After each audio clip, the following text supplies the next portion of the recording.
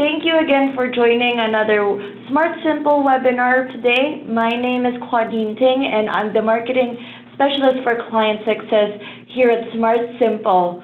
Today we're going to be talking about SmartSimple's Fund Manager and see how this could help you with simplifying the way you report on your budgets. Just wanted to give a few marketing reminders before we get started.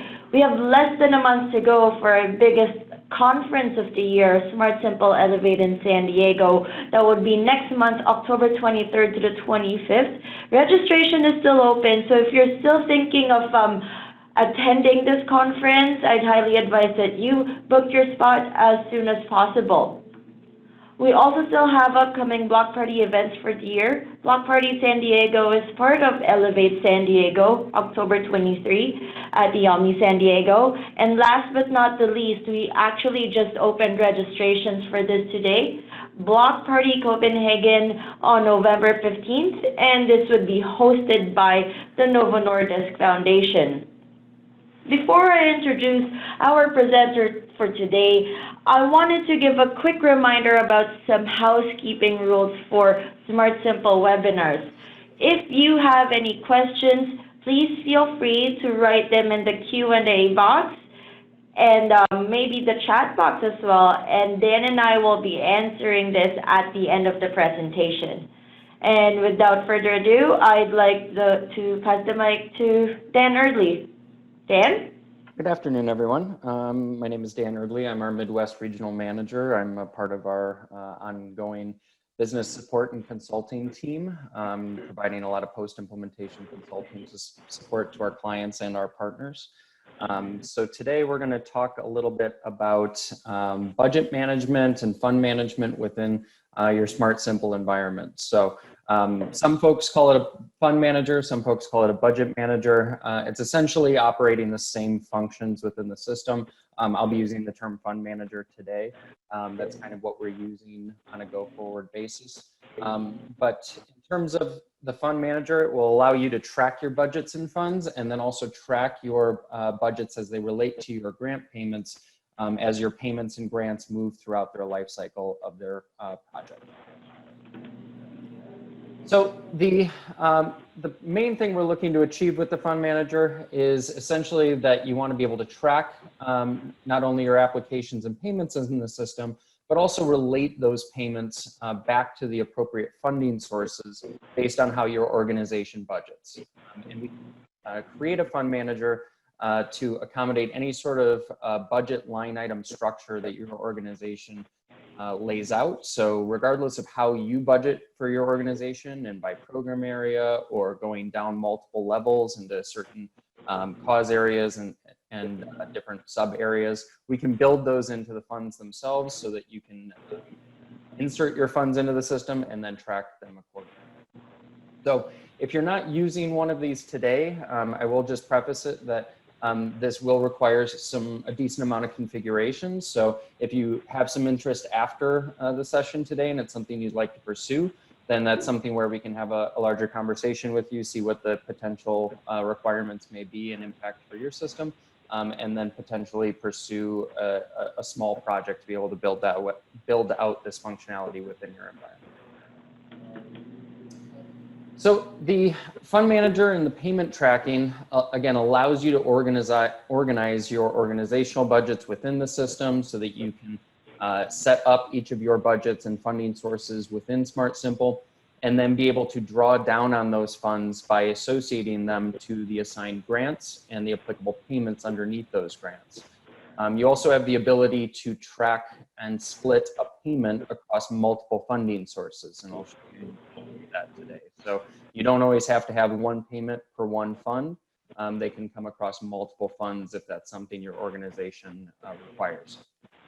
Additionally, it's not something that we do on a regular basis, but there are some organizations that want to use a fund manager structure to be able to use additional forecasting capabilities so that you'd have the ability to insert grants and payments for potential future projects, assign them to future funding sources, and then essentially be able to identify how many dollars do we have left to be able to move around, and which projects do we want to pursue in those future years, and then address those particular projects and grants and project them into your active cycles. So there's some ways that we can get very unique with it if there's a need for forecasting your grant possibilities for the future as well. So why would you want to pursue a budget manager or fund manager? It essentially saves you time in being able to track these things. So I'm sure a lot of you that have not been using this type of functionality, you're trying to keep track of this all offline in different spreadsheets or different mechanisms, so that you're trying to keep track of, okay, this is how many grants we expect, or here's how many payments we've scheduled out for this year. Here's how we expect them to be paid based on your different internal operating budgets and funding sources, and then trying to keep track of your own spreadsheets and reports. So this type of functionality will allow the system to take care of that for you. And then it will also allow you to get real-time data rather than you having to export information, update your reports, work through all of those mechanisms that you may be managing offline. The system will allow, as payments are processed and as grants progress in their life cycle, for the dollars to move the applicable budgets within the fund manager, so that you have a real-time view of where your money lives and how much, from a remaining balance standpoint, you have for each of your applicable line items in your organizational budget. So with that, I will go ahead and give you some examples of how that can be done within the system.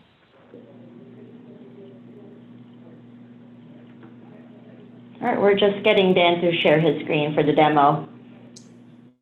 All right. So the fund manager is essentially just another UTA or module within the system.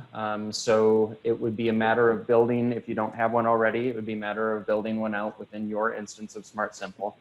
And with the fund manager, we typically have 3 levels to each fund manager. So the top level is typically an overall high-level budget. So let's say your 2019 budget or your 2020 budget for the organization as a whole.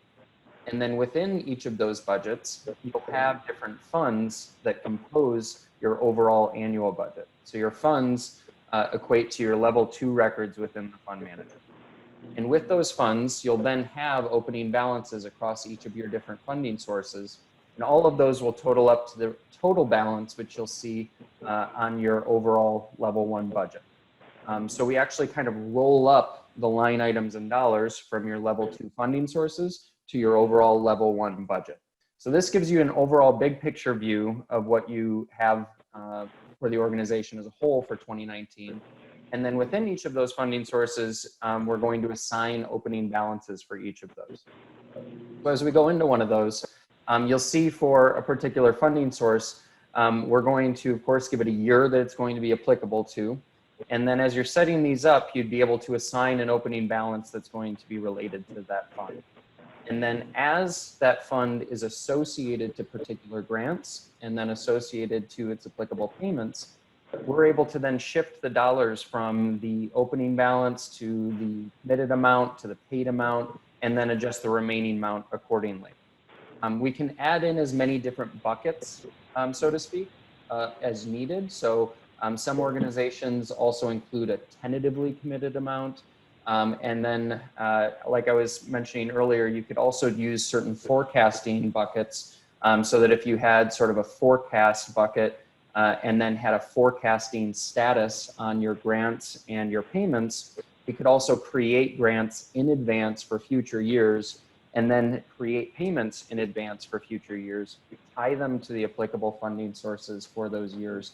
And then based on their status, we could associate those dollars to a forecasting bucket, sort of a holding bucket for those funds, so that you could have a sense of, okay, we're going to expect to use $10,000 in this future year for these grants that we're aware of. Now, how many dollars would we have left in our remaining amount for that particular funding source if we set those aside in advance? The last component of the fund manager and its structure is also being able to create adjustments. So you'll have the ability within the system to create adjustments within the fund manager so that for a particular funding source, if you need to increase or decrease the fund allotment, so how many funds are available, you'd be able to do that from an adjustment record, and those would be able to be retained then within the system for audit tracking, so that if you need to go back and report on that from an audit standpoint, you can have those tracked within the system, so you're not directly increasing or decreasing that available balance. And then these can also accommodate any sort of required review possibilities. So if you need to require any additional reviews from any sort of senior leadership in your organization, if someone's going to insert a fund adjustment, you could build out your own custom review processes as a part of that. So the follow-up question is always going to be, okay, well, we've got these funds, we're tracking our dollars in this place, but how are we tying those to our grants and our payments?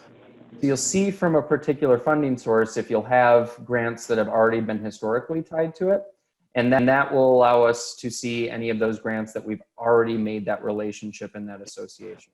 So let's go to a particular grant and I'll show you how that's done. So within your submission manager, your request manager, whatever module terminology you're using for how you're processing your applications and your grants, you would have your grant applications.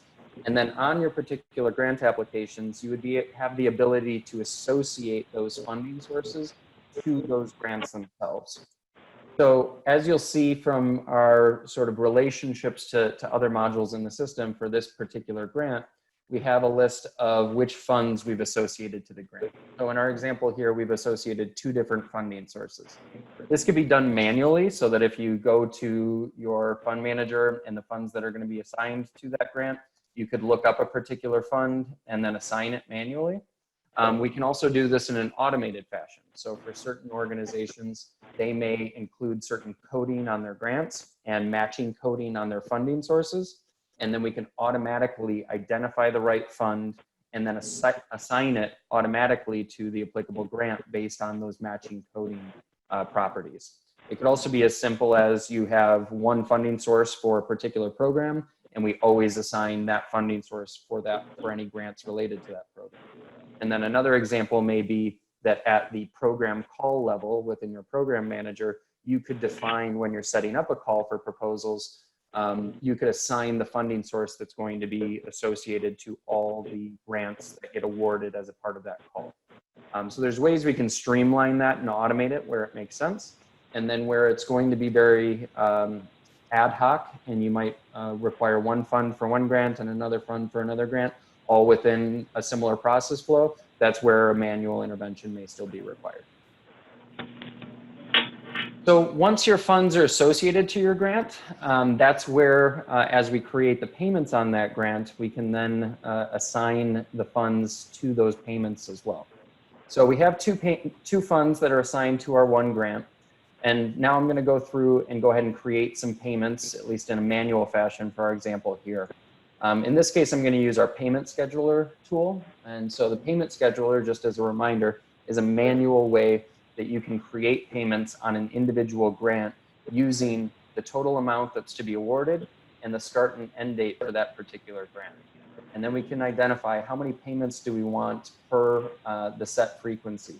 So I'm going to say I want one payment per year, and then I can preview, and it'll take my total amount and divide it out across that date range. And you can go ahead and adjust these payment amounts or adjust those schedule dates to your liking, but it at least gives you a starting point of how those payments could be scheduled if you're not doing it in an automated fashion of automatically creating those payments and scheduling them out through a workflow. We'll go ahead and create our payments.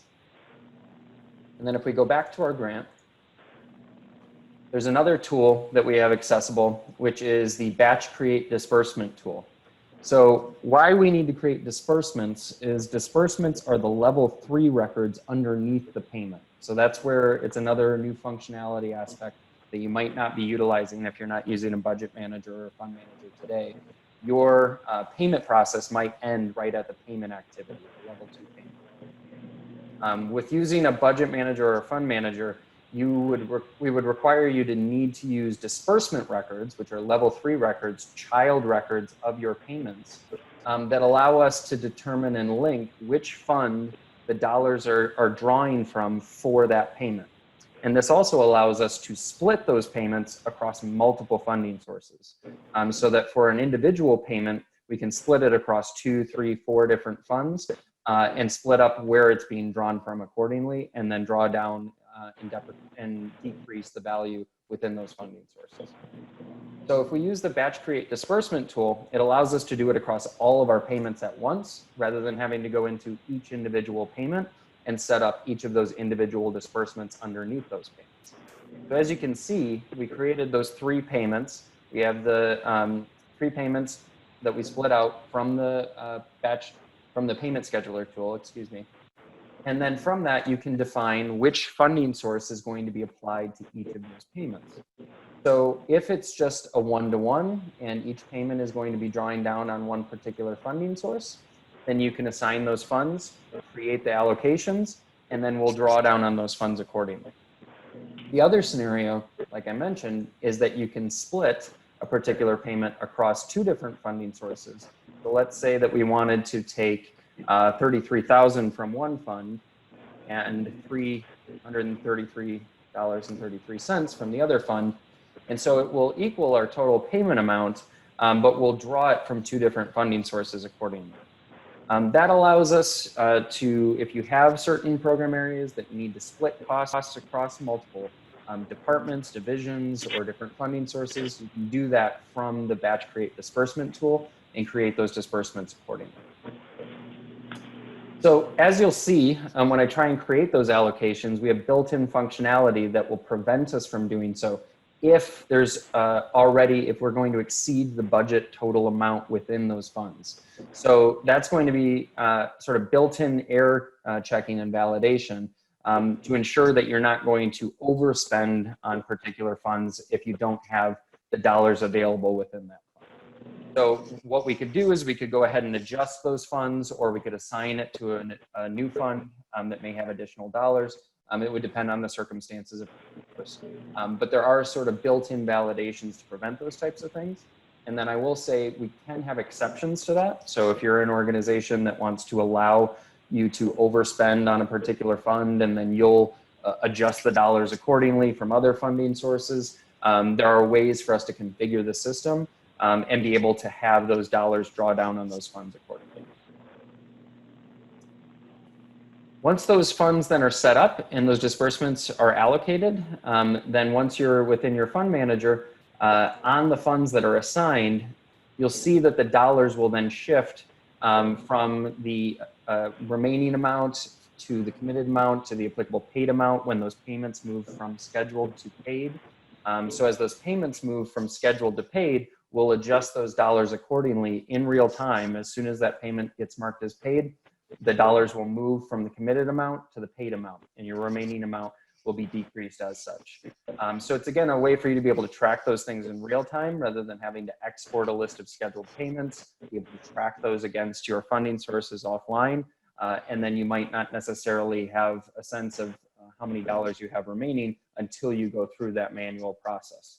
And that's where the fund manager can really add a lot of value, in that you can go to your fund manager, have a big picture view across all of your funding sources and how many dollars you have remaining across all of them. And then these can also be exported to Excel, or we could build these into additional system reports so that if you needed to group certain line item and category areas and program areas together so that you had different subtotals and grand totals for particular budgeting mechanisms, you could use system reports to be able to even do more from that perspective, to be able to report on your budgets, and then also be able to use the charts and graph functionality within the system to be able to present that data in a more visual and graphical format as well.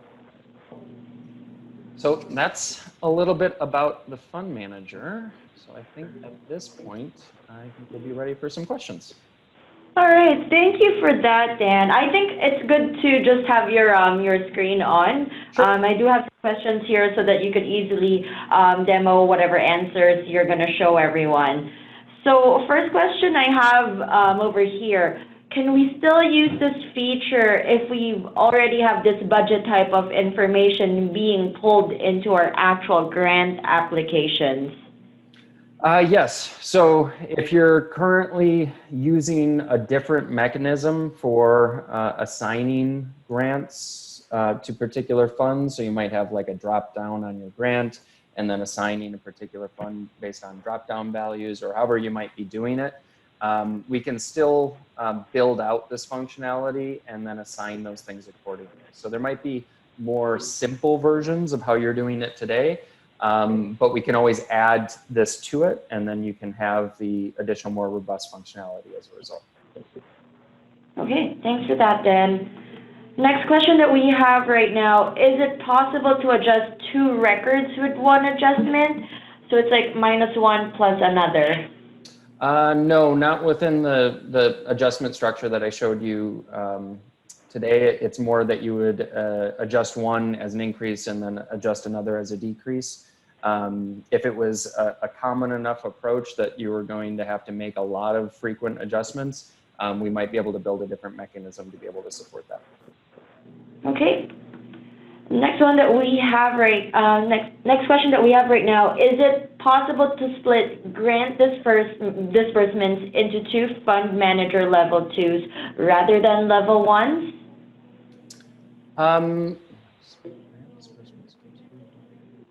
So the grant disbursements are going to be split across 2 fund manager level 2s. So they'd be split across the funds in this example. They'd be split across 2 different funding sources. So the level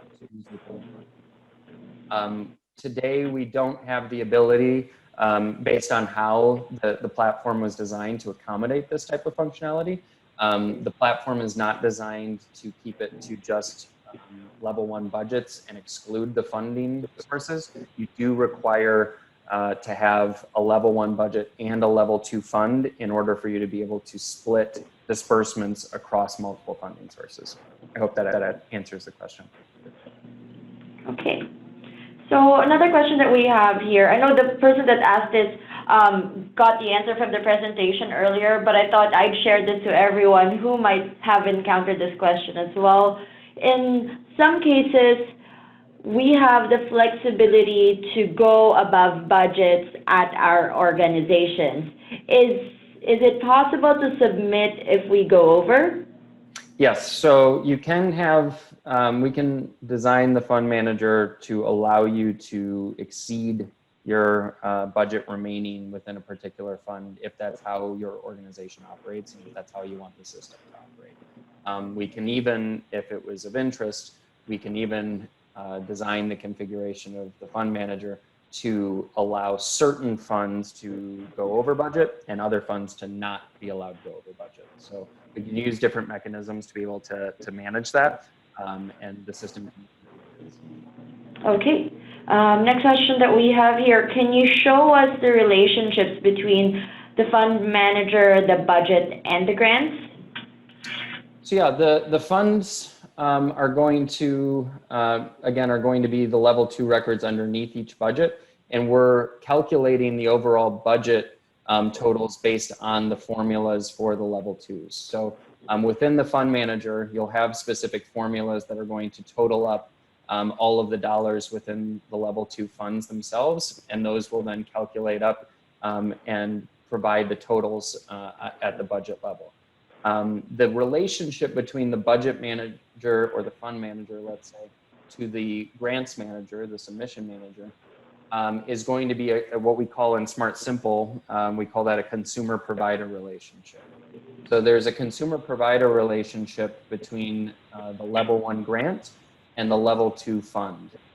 So this gets into a little bit more of the technical landscape, but within your submission manager, UTA, you would have connectivity so that you would have your submission manager set up to be a consumer for your funds.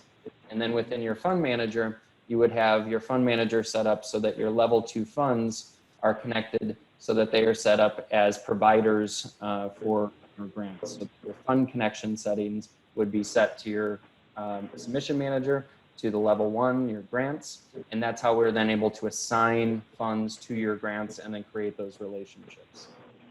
The other additional layer to that is that we're then linking back the level 3 disbursements in the submission manager to your fund manager. And again, this is getting to the more technical end of these things. The one other aspect that's from a configurations standpoint that's important when you're dealing with a fund manager is your payment activities. So that for your payment activities, the configuration of those, there's settings within your payment records, if you enable the payment features on your payment type, that we can define the allocation mapping so that we can adjust those budgets and those funds based on those different amounts. So when we see those fund amounts on the fund manager, this is how we're managing the adjustment of those funds based on the life cycle of your payments. So again, this is a very quick overview from a technical perspective, but at least gives you maybe a sense of how those relationships are set. Okay. Next question that we have, how do you envision using this in conjunction with GL or accounting software? Sure. So SmartSimple's fund manager is certainly not a sort of like investment funds manager in terms of tracking your funds within their investments, how they're increasing, decreasing accordingly.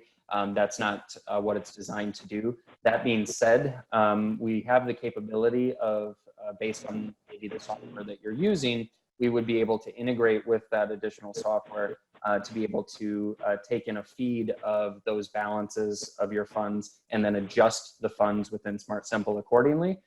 So that rather than you having to import any records or go in and make manual adjustments, we would be able to, through an API or other means, be able to take in that data accordingly into SmartSimple and then adjust those funds in an automated fashion. Okay, thanks, Dan. Next question: are all payments disbursed to disbursements to grantees, or can we record other kinds of payments? For example, payments to juries or panelists, or other admin costs. Yeah, you could totally do that. So you would have to track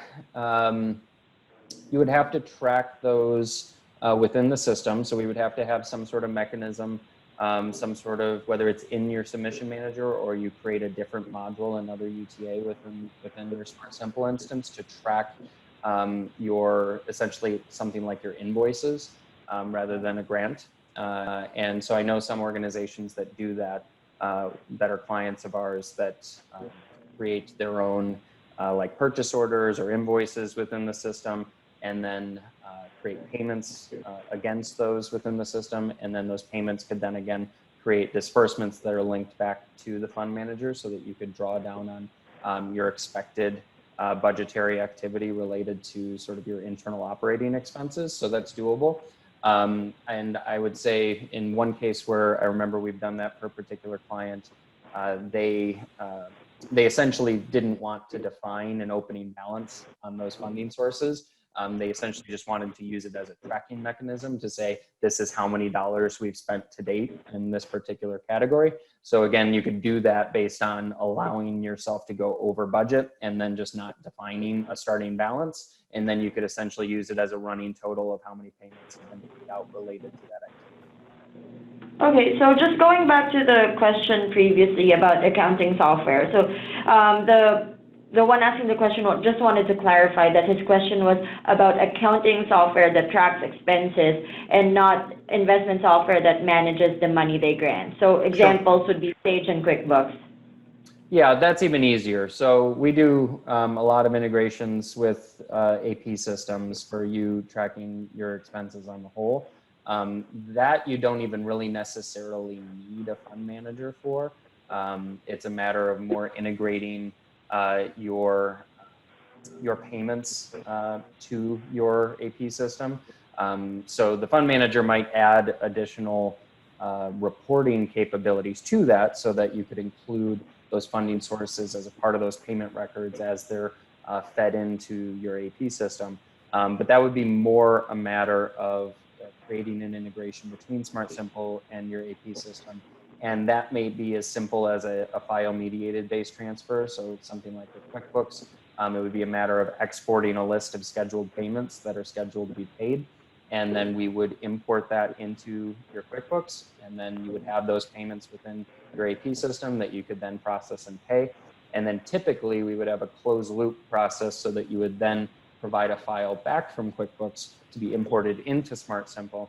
And that would then update each of the applicable payments that were paid and mark them as paid within SmartSimple. And we could then update any additional data that was provided back, such as check numbers, check dates, any additional detail and data that you want to provide back from QuickBooks for each of those payments.